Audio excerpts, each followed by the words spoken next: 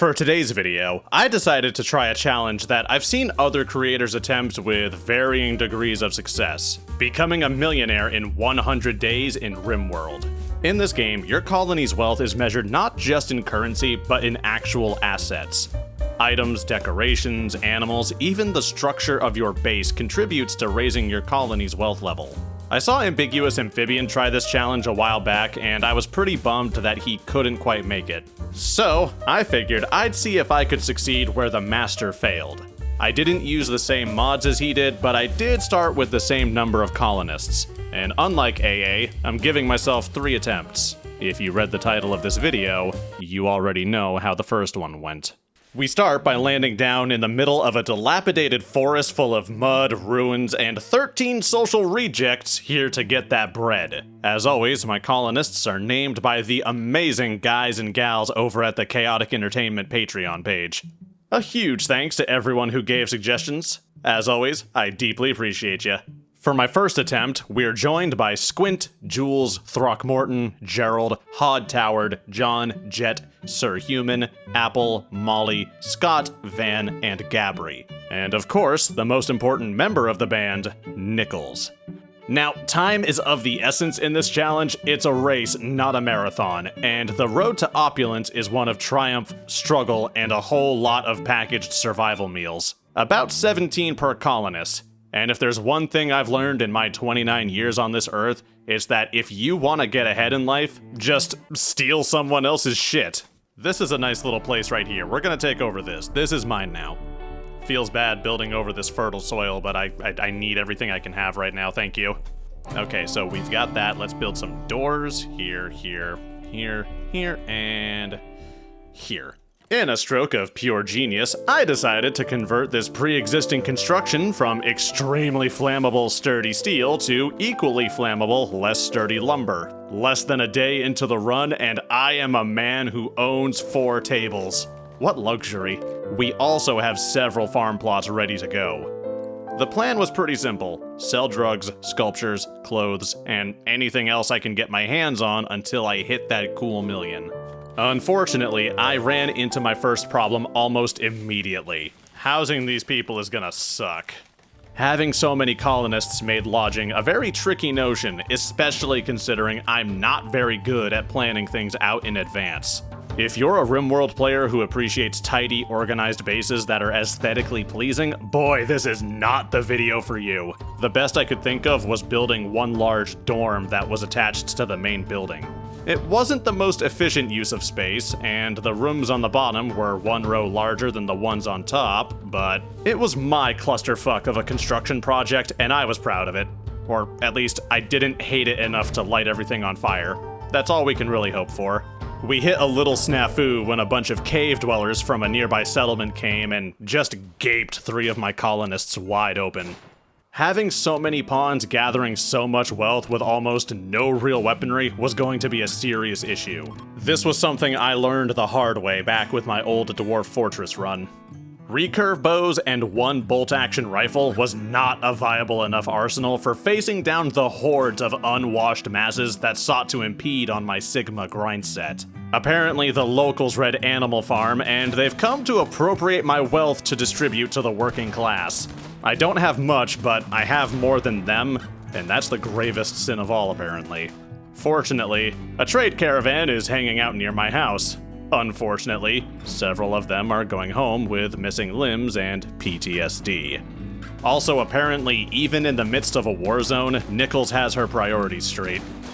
That husky is the best of us, and while the loss of life is sad, it's really hard for me to care when you keep dropping all these free guns in front of me. And when Mother Earth fails to provide, we turn to science and technology. Or specifically, we turn to hydroponics basins to help make our fentanyl farm. We turn to the planet's bowel movements to power my drug plantation. And we turn to our neighbors for jade and multiple stab wounds. Luckily, I've got a decent collection of medical professionals. Unluckily, I have 2 whole hospital beds for all these wounded pawns. They're not even hospital beds, they're old mattresses I've propped up on popsicle sticks and earwax. Since sleeping on the floor tends to make people very upset, I decided to save my colony from the combined stress of grievous wounds by ordering Toward to humanely dispose of all the raiders' corpses. You know, that way my colonists wouldn't have to look at them. It's what they would have wanted anyways, right? Look at that. Look how humane I'm being. So, after selling the local tribals all of my precious artwork and a lot of drugs, Squint and John got married in the psychoid field, right next to the parkas and the piles of silver I left on the ground. Look at that. Look at that beautiful ceremony. True love. Then, 8 days later, Squint popped out a premarital bastard mouth to feed. Hooray! Our first real tragedy struck on the 12th of September. For every action, there's an equal and opposite reaction. And since Cassandra gave me a healthy child that does nothing but take up time and resources, it was only fair that she take away one of my viable colonists who can contribute, by shooting her twice with a revolver. But you know what? That's on me. She didn't have a helmet on, and that was real irresponsible of me. I tried arguing for a more reasonable exchange, but it turns out I'm real bad at haggling. Best I could get was trading out a colonist for a prisoner. A prisoner who had a lot of crafting potential. Also, that's unique. And then the most amazing thing happened. We were at the 50-day mark, and we were far behind schedule. But then some degenerate named Hiroko approached my colony, and she offered to chat with me. I left her on red and moved on with my day. Apparently this made her grumpy, so I responded in the way I felt was most appropriate, by making Paunch throw this woman in the jail cell that she just got out of. And with Hiroko having the death refusal trait, I was dying to test something. Would she be able to resurrect even with her missing body parts? The answer? A resounding yes. Not only did she keep getting back up, but every time she did, she regrew all of her missing organs. So for the next few hours in-game, I harvested her to death, let her revive, then harvested her again. Over and over. The end result? Several $1,000s in organs and the highest number of mental breakdowns I've ever had in a colony. I had to arrest 3 of my colonists just to keep them from either leaving, destroying things, or killing each other. Without exaggeration, I think every one of my colonists, except for the baby, suffered a mental breakdown. It turns out the trick to collapsing a functional society is just to harvest the same person's kidneys 5 times. For some reason, people seem to find that deeply upsetting for a variety of reasons. My favorite part was when Scott went full-on berserk, and while he was chasing down Squint to beat the shit out of her, Throckmorton decided that was the perfect time to go on an insulting spree. But you know what? Worth it. Look at all these organs I got from that weirdo. Look at all of that. That is just a giant pile of ill-gotten gains and wealth right there if I've ever seen one. Can I get like 8 more of that person? That would be great. Speaking of great, look what I spent several gold bars on. This is gonna be great. Oh, that's beautiful. That's perfect. My wife will love this. Behold, high art. Yeah, no, that seems totally worth it. Yeah. How much is this worth anyways? Oh. Totally worth it. Perfection. But things were getting dire. We were getting toward the end of the challenge, and I was still nowhere near the 1 million mark. In a desperate bid to start cranking up production on valuable goods, I started clear-cutting the wildlife population so I could turn them into corsets. I also decided that I needed more hands on deck. Convenient considering the number of bodies that just arrived on my doorstep. One very unfortunate scuffle later, and I had 2 new additions to my colony. Well, my colony jail cell. Think of it like an internship. I also took one of their friends, but I'll be honest with ya, I just wanted her for her body. I also bought a dude, then injected him with insectoid mutagens, because I thought it was funny. Then, on the 96th day, things almost ended a little early. A horde of 37 shamblers arrived on the map. Not just to wander and roam, but to beeline straight for my base and eat my people. Now, I didn't know this, but apparently shamblers don't just wander around outside your house like mad animals if they're sieging. They don't lurk around and wait for your pawns to come out and play. That's not how this goes. No, they start busting down walls and letting themselves in. And when you're the type of dumbass who forgets to replace your wooden walls and doors with literally anything else, things get bad. They get bad real quick.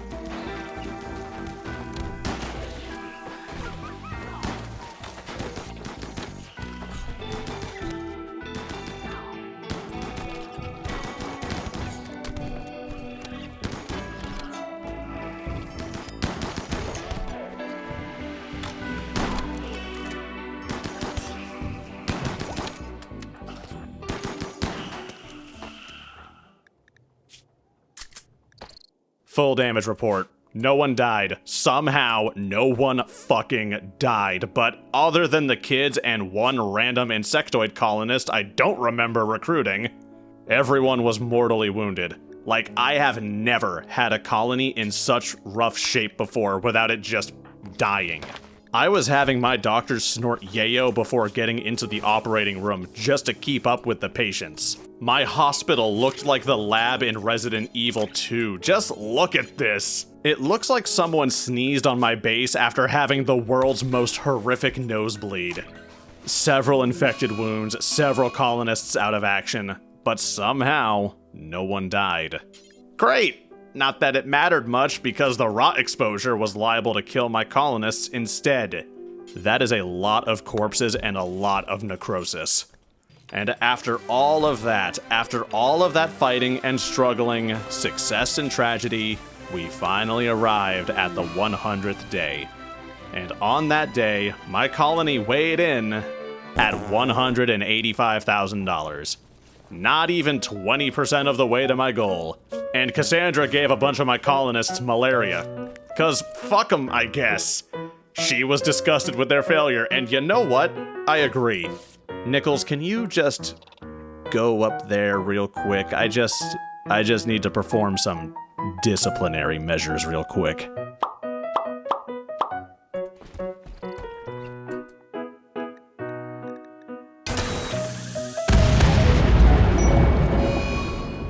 Yeah, that's what you get.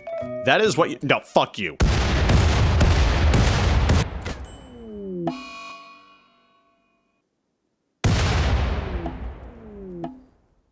Huh. Apparently I need a minor. Go get him, little buddy. You're doing great. So yeah, I lost. I failed, and I failed hard, but that's not the end of it. I've got 2 more tries left in me, and the second attempt gets, interesting. But that's for another time. In the meantime, thank you all so much for watching. I hope you enjoyed this video. Leave a like and a comment down below if you want to see more content like this, and a huge thanks to my backers on Patreon. You're the money that I use to fund this base and draw more raiders. More content on the way, so stay tuned. Thank you all again, and I'll see you all next time.